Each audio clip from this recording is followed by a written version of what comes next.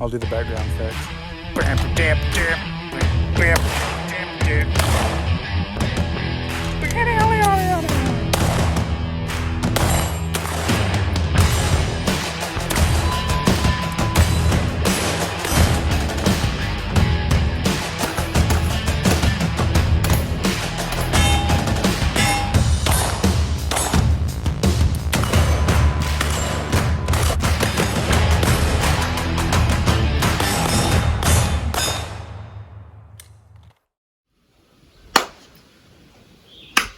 What's going on, guys? It's Jacob with Downrange Reviews.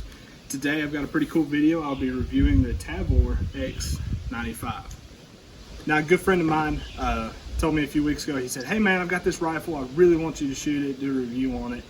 He said, "I've got it whenever you're ready." So like a month later, here I am. I'm ready to do a review.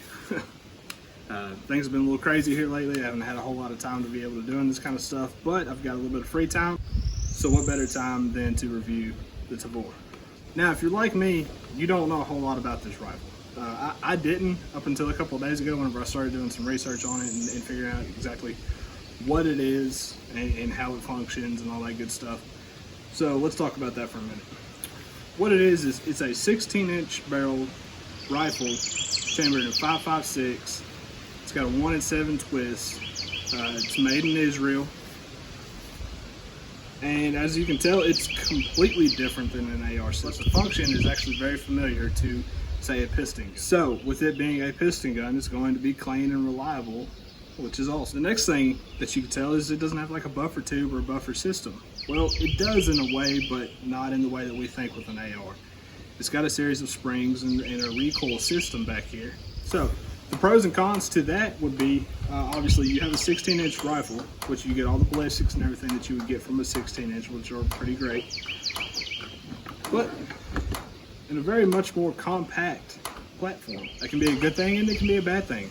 The pros and cons for this is that you have a lot more adjustability in your stock and whatnot.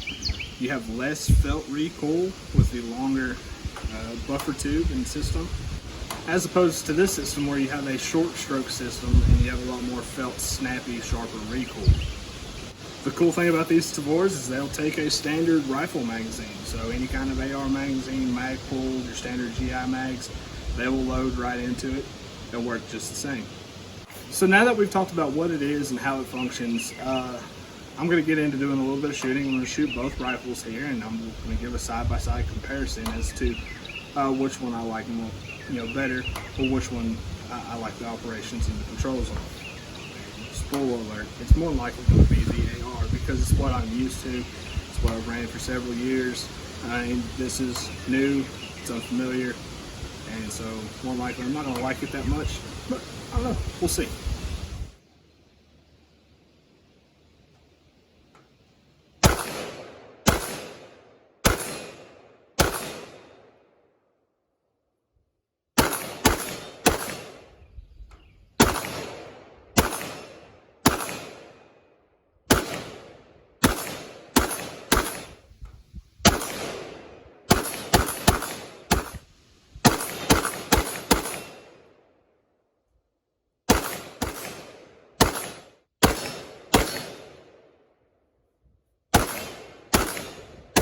Alright, so I'm very much not used to this gun. It's so weird, like the magazine goes in the back of it right here.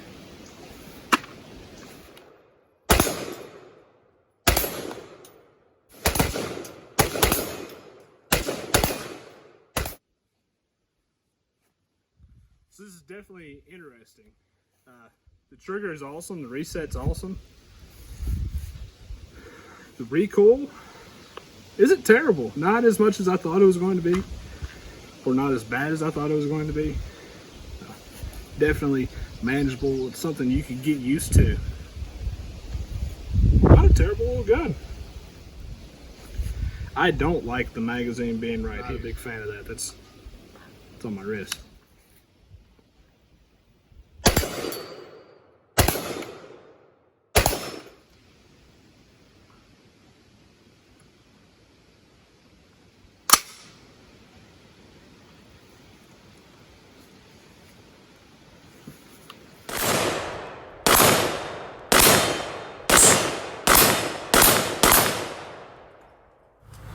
All right, so after several rounds through the Tavor, or Tavor, Tab, however you say it, this has been an awesome gun.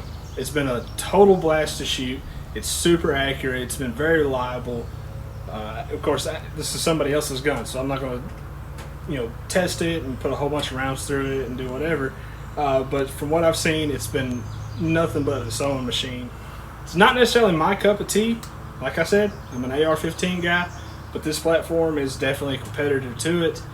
It's something different. So if you're that guy that likes different things and all your buddies have the super Gucci AR-15s and you want something different that can run with them, this may be your option. But having said that, I still have a lot to learn about this thing. Maybe I could grow to like it one day. Like for instance, this guy, I don't know what that does. There's a whole lot of different features and things on here that I can learn myself to be able to run this maybe more efficiently. But for now, that's what I got on it. I hope y'all enjoyed the video. If there's anything you'd like to see in the future, let me know. Big shout out to my friends that support this channel. You guys are awesome. Big shout out to the guy that let me borrow this thing. I know these aren't cheap. And to let somebody just take your baby off and shoot it and do a video on it, that takes a lot of trust, and I appreciate that. You're awesome. But that wraps it up for this video. Y'all be good.